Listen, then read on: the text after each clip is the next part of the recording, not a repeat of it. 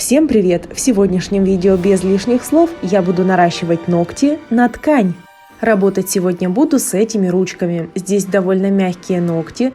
Есть заусенцы, а в некоторых местах даже свежие ранки. Ногти очень мягкие, слоящиеся. Без особого давления очень отчетливо видно, насколько сильно прогибается ногтевая пластина. Для такого типа ногтей при любом покрытии нужно делать дополнительные укрепления, иначе искусственный материал просто-напросто не будет носиться. Далее в процессе работы я столкнулась с небольшой проблемой съема видео. Как бы я ни старалась, как бы ни ставила свет, картинка сильно засвечилась, и кадра абсолютно не было видно. А причиной тому служили черные перчатки. Поэтому для качественного видео мне пришлось их снять. А теперь очень актуальный вопрос, о котором спорятся огромное количество мастеров.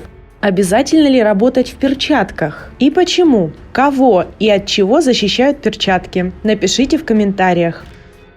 А в это время пушером я работаю с кутикулой. Аккуратно ее отодвигаю. Так как ногтевая пластина довольно мягкая, пушером на ноготь давить не стоит, ведь в этот момент клиент может испытывать дискомфорт и очень неприятные ощущения. Пушером стороной лопатка я отклеиваю кутикулу от ногтевой пластины и аккуратно приподнимаю ее.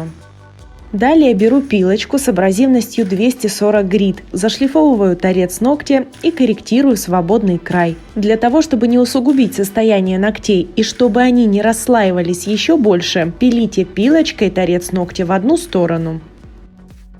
Затем беру бафик и зашлифовываю поверхность ногтя. Если на ногтевой пластине есть расслоечки, их обязательно нужно убрать. Кутикула здесь довольно тонкая, кожа нормальная, не влажная, не сухая. Поэтому я использую алмазную насадку пламя с красной насечкой. Это довольно мягкий абразив, который идеально подходит под данный тип кутикулы. Аппарат включаю приблизительно на 8-9 тысяч оборотов. Короткими движениями работаю с кожей. Насадку следует выводить не по ногтю, а на боковой валик, для того, чтобы избежать перепилов. Переключаю аппарат на реверс и обрабатываю вторую половинку. Вместе свежей ранки аппаратом не проходим, для того, чтобы не раскрыть только затянувшуюся ранку. Необходимо оттянуть кожу и пройтись максимально аккуратно. Насадка делает совсем небольшое давление на кожу. Так как абразив насадки корректно подобран под тип кожи, она отлично справляется со своей миссией и хорошо раскрывает кожу. Далее все так же на реверсе я разворачиваю кутикулу, а затем приподнимаю ее.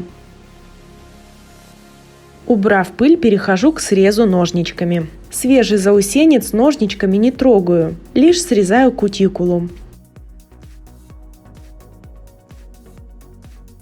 Сам свежий заусенец обработаю щипчиками. Многих удивляло название, но в Украине данный инструмент называется накожницы. Накожницами делаю срез вдоль заусенца, не поперек, чтобы не раскрыть его еще больше. Срезаю торчащие кусочки раскрывшейся кожи. После среза ранку желательно обработать перекисью водорода. Кожу дорабатываю алмазной насадкой шар с синей насечкой. Для такого типа кожи данная насадка подходит идеально.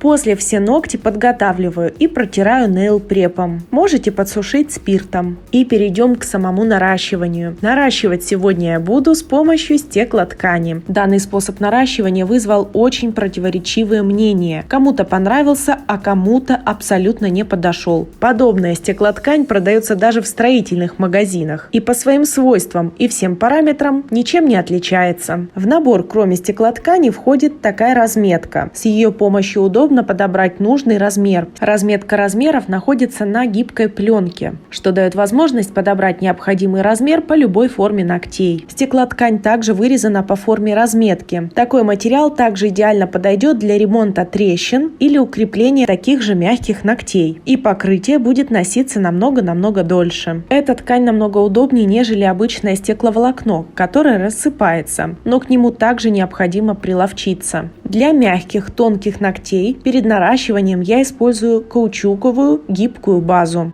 Вначале я попробую сделать наращивание способом, который указан на самой инструкции данной стеклоткани. Кончик ногтя покрываю слоем каучуковой базы и прикладываю саму стеклоткань. Затем по инструкции указано, ткань необходимо прижать к ногтю. Сделать это нужно пинцетом, но, честно говоря, это очень неудобно. Прижать ткань к ногтю плотно, чтобы не было воздуха. Также ткань должна лежать ровно. И в этот же момент необходимо пододвинуть лампу, чтобы зафиксировать материал к ногтю.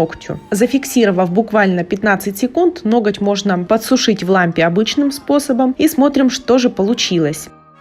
Естественно, ровно ткань держать не получилось. Свободный край опустился вниз, около ногтя край поднялся вверх, и там появился воздух. Далее по инструкции необходимо покрыть сверху базой. Но базой необходимо заливать очень сильно, ведь там есть пузырь воздуха. Короче, этот способ не катит абсолютно. Снимаем ткань.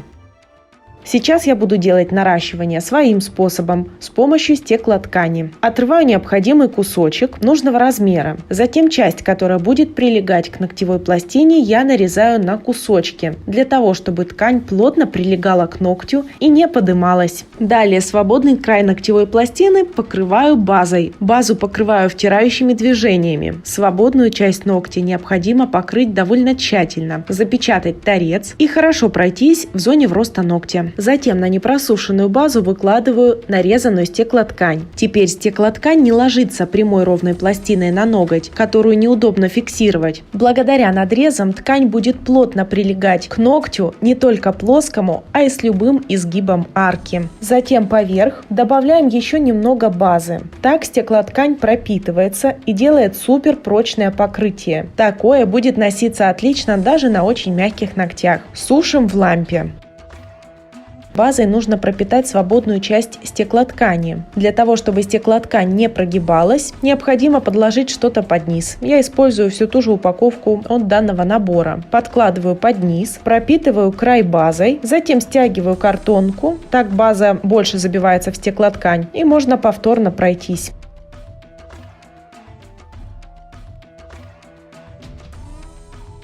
Также базой тщательно покрываю уже всю ногтевую пластину и убираю переход от натурального ногтя к началу со стеклотканью.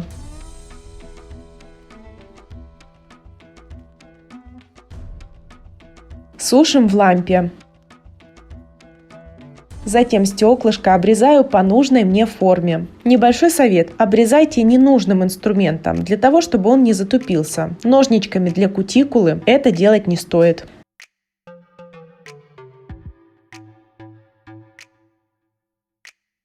Далее необходимо выложить архитектуру ногтя. Здесь у меня также возникла одна небольшая проблемка, так как ногти делались в Турции. И на момент создания видео было около 50 градусов, я немножко не рассчитала с консистенцией моего материала. И в жару гель просто-напросто сильно потек. И чтобы вот таких вот интересных сопель больше не было, архитектуру буду выкладывать в 2 этапа, набирая геля по чуть-чуть. Вначале всю ногтевую пластину покрываю тонким слоем камуфлирующего геля. Делаю такую себе мокрую подложку для того, чтобы материал равномерно распределялся по всей ногтевой пластине. Затем набираю объемную каплю геля, выкладываю ее около кутикулы, аккуратненько подталкиваю и затем стягиваю вниз. Если у вас гель более густой, выложить можно в один этап. Отправляю в лампу, через 30 секунд поджимаю зажимом, досушиваю и снимаю зажим. Делаю второй этап выравнивания ногтевой пластины, также покрываю тонким слоем геля, затем выкладываю объемную каплю и завершаю распределение материала, формируя архитектуру ногтя. Ноготь сушим в лампе. Снимаю липкость и перехожу к опилу. Вначале корректирую форму ногтя, заужаю боковые параллели. Выравниваю нижние параллели. Затем опиливаю поверхность ногтя. Можно это сделать бафиком. Но так как у меня гель был довольно жидкий, здесь есть нюансы, которые необходимо доработать именно пилочкой.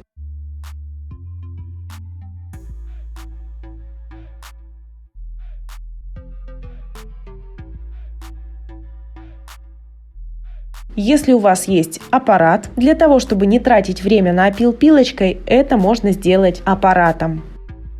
Поворачиваю ручку вверх ладошкой, убираю пыль.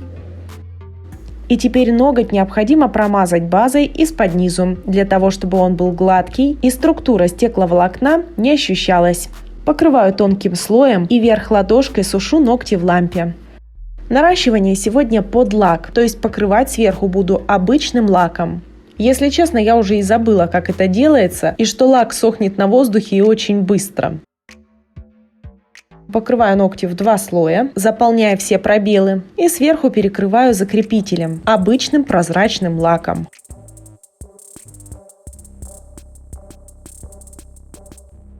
Ногти готовы. К такому виду наращивания необходимо приловчиться. Естественно, для профессиональных мастеров, возможно, этот способ покажется немножко сложным и мудренным, но для начинающего мастера это отличный способ. Также такой вариант наращивания можно взять для наращивания именно тонких и мягких ногтей. С помощью такого укрепления ногти будут носиться шикарно. Надеюсь, видео было полезным. Пишите комментарии, ставьте лайки и дизлайки. Также поставьте колокольчик сверху в углу экрана, чтобы не пропустить, когда же выйдет мое новое видео. Пока-пока!